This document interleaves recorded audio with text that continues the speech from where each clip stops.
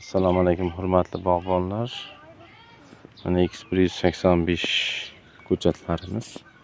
Xudo nasib qilsa kuzga ekishga tayyor bo'ladi. Xo'p, yil yog'ingarchilik ko'p bo'lganligi uchun mana bunaqa qo'shaloq surib yuborgan mana. Changlanish bo'lgan, meva solmagan. Mana bular bir dona mevasini ushlagan, qoldirdik. Qo'shaloq navda surgan. Ular ham xuddi shunday bir xillari. Ba'zilari mevani to'kib yuborgan, ba'zilari esa mamlakat qo'shaloq navda surib yuborgan. Holat, umumiy holat. Bu yerdagi ko'chatlarimiz ham bor. Xudo nasib qilsa kuz paytiga aloqaga chiqaverasizlar. Mana hammasi ishonchli X185 urug'larini Xitoy davlatidan olib keltirib ektirganmiz mana. Mevalar ushlagan ekan, qo'shaloq mevalar. Yog'ingarchilik ko'p bo'lganligi sababli changlanish yaxshi bo'lmadi. Natijada mevalarni ko'pini to'kdi. Endi o'zimiz ham ko'pini yulib tashladik. Maqsad daraxtni o'stirish edi. Bu yerda ham bor. Taxminan 2000 ta ko'chatimiz bor. Bular 2 yoshlik.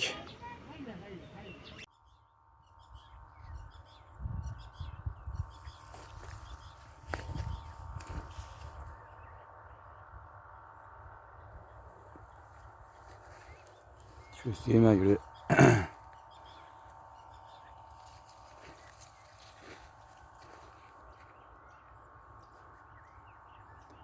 meyveler var, şikayet değil gösteriyoruz.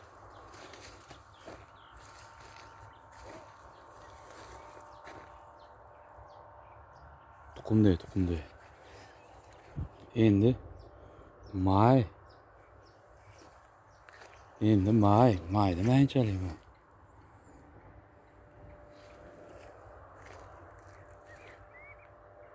Assalomu alaykum hurmatli bog'bonlar. Mana bugun 2 aprel Xitoy yong'oqlarini ekishni boshladik.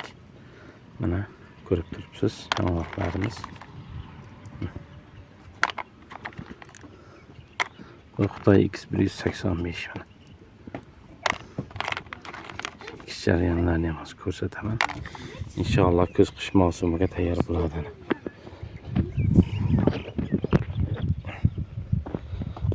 Jarayonlarimiz davom etyapti. Ekish jarayonlarimiz. Inshaalloh bularni ekib, ustlarini yopib, ozuqalarini berib, biz kuz-qish mavsumiga chiqib keladi.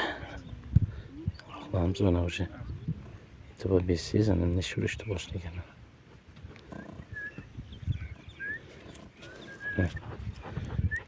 3 kun davomida suvga ivitdik.